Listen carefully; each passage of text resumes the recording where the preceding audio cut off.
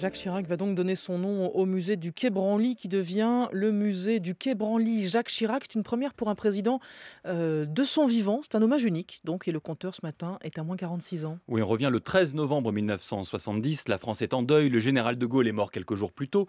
Les hommages se multiplient et le Conseil de Paris annonce une décision importante par la voix de son président, le gaulliste Didier Delfour. L'Assemblée, après avoir observé une minute de silence en hommage au général de Gaulle, a décidé de donner à la place de l'Étoile le nom de Charles de Gaulle. Voilà, il faudra ensuite de longues discussions pour qu'effectivement la place de l'Étoile devienne Charles de Gaulle. Oui, un mois plus tard, les centristes proposeront plutôt un monument sur la nouvelle place de la Porte-Maillot qui prendrait alors le nom de Porte du général de Gaulle. Vraiment, la mémoire du général de Gaulle est en otage des tensions politiques entre gaullistes et centristes à l'époque.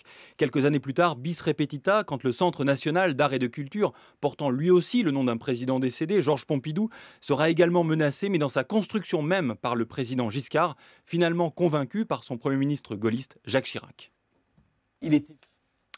Et C'était très rapide, mais c'était à moi, je pense, de dire une chose. Bref, donner le nom d'un monument ou d'un lieu public à un ancien président, Thomas, c'est évidemment un geste politique. Oui, alors théoriquement, un geste évoqué après le décès du chef de l'État. Il y a tout de même une exception, c'est François Mitterrand qui a beaucoup œuvré de son vivant, a laissé une place architecturale dans l'histoire, au point qu'en avril 1995, 10 jours avant le premier tour de la présidentielle, Bernard Pivot l'interroge sur l'opportunité de donner son nom à l'un des monuments qu'il a fait construire. L'échange est savoureux.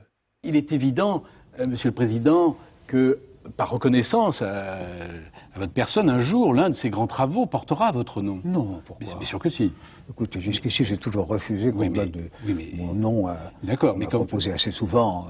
Quand vous ne serez plus là, de toute façon, vous ne pourrez pas empêcher Ce qui se passera, oui. on verra bien. Mais Bibliothèque François Mitterrand, ça serait pas mal, non? Oui, mais je ne le demande pas. Non, mais j'ai pas dit que vous le demandiez. Mais... Il y a des noms plus illustres ou plus adaptés. Attendez, c'est vous qui en avez eu l'idée, et vous adorez les livres, vous adorez les écrivains. S'il y a un monument qui vous ira bien, c'est celui-là. Si vous étiez chargé de ça, et si vous me proposiez aujourd'hui de prendre cette décision, je vous dirais non.